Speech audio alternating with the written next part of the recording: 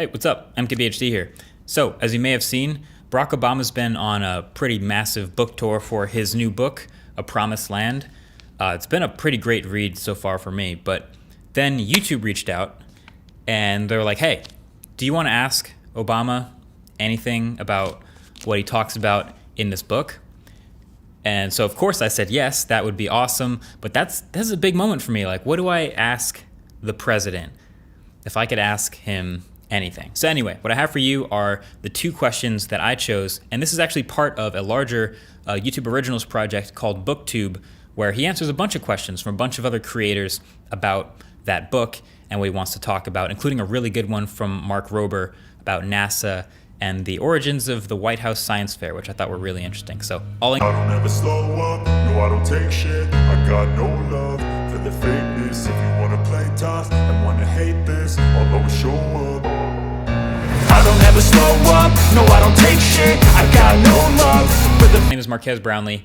I run a YouTube channel called MKBHD, so that's MKB, which is my initials, plus HD, that's high definition. And that's where I get to be a huge nerd, basically. I talk all kinds of tech products, review tech, try to make high quality videos, and we like to have fun with it. You know, these days tech is in everything. It feels like it's a part of the fabric of the culture we live in. So on my channel, it's everything from smartphones to 5G, to computers, to electric cars, basically anything with an on button, all the way to interviews with people with unique perspectives on tech. It's a lot of fun. I'm 26 years old. I've been doing this for about 10 years now, over 10 years, so a long time in my own life.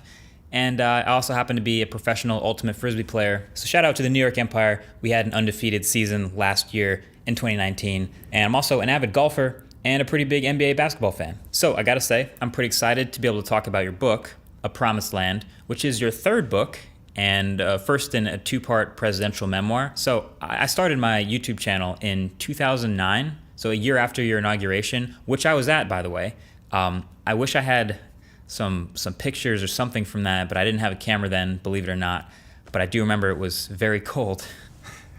The timing of this isn't lost on me. I feel like I owe a lot of my position now to the rise of technology and its accessibility. And I feel like maybe to an extent, you can say a lot of the same. Like a lot of people have called you the first social media president, but more than that, it's just, you know, you look at the administration before you, they hadn't quite used it, hadn't quite cracked it. Then you came along and all of your teams using social media, embracing technology, embracing this new stuff. So can you speak to that level of embracing technology and how it affects our politics and activating new audiences and speaking to new people? You know, obviously we can see it has its ups and downs, but I feel like a unique challenge of yours was finding a balance there that we hadn't really seen before you. Thanks, Marquez. Unbelievable hops on that clip of you in Ultimate Frisbee.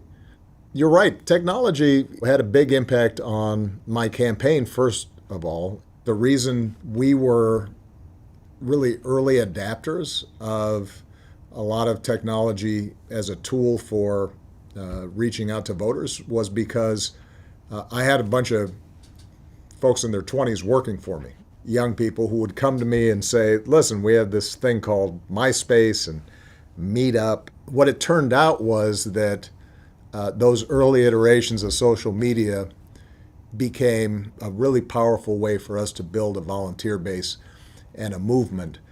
It made me hugely optimistic about the possibilities of technology as a force for democratization. During the presidency, what we learned was that that same technology could be used for ill or for good. You know, hatred could be communicated as well as love and compassion. That's something that I think we still struggle with, and I write about in A Promised Land. How do we harness this technology for good and try to mitigate some of the problems that it creates? So a lot of the worlds that I run in haven't been incredibly diverse, right? I mentioned golf earlier, ultimate frisbee, technology. And what I can say is at a youth level, and I think at a lot of the beginner levels, these spaces are more diverse than ever, which is awesome. But you'll notice at a high level, ultimate frisbee, not very diverse. At a high level, golf, not very diverse.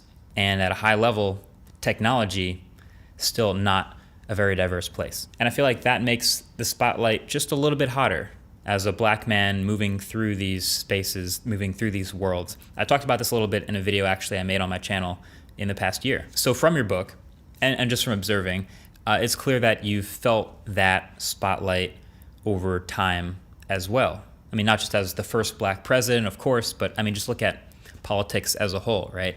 So that got me super curious.